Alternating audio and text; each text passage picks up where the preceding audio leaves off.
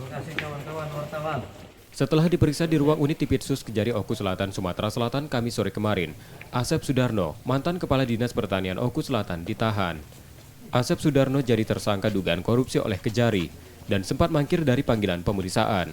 Tersangka diduga korupsi dalam pembangunan rumah pengeringan jagung atau vertical dryer tahun 2018 senilai 5,7 miliar rupiah. Sementara dari audit BPKP ada kerugian negara mencapai 1,7 miliar rupiah.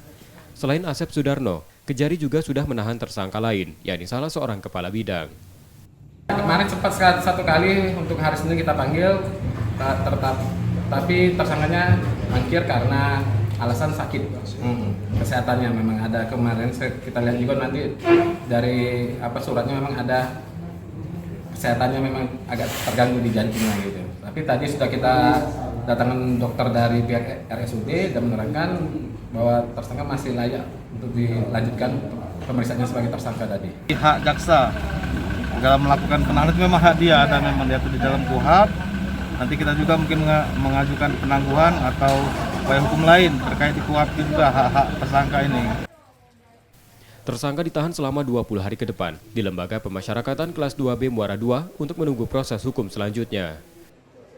Setia Budi, Kompas TV, Ogan Komering Ulu Selatan, Sumatera Selatan.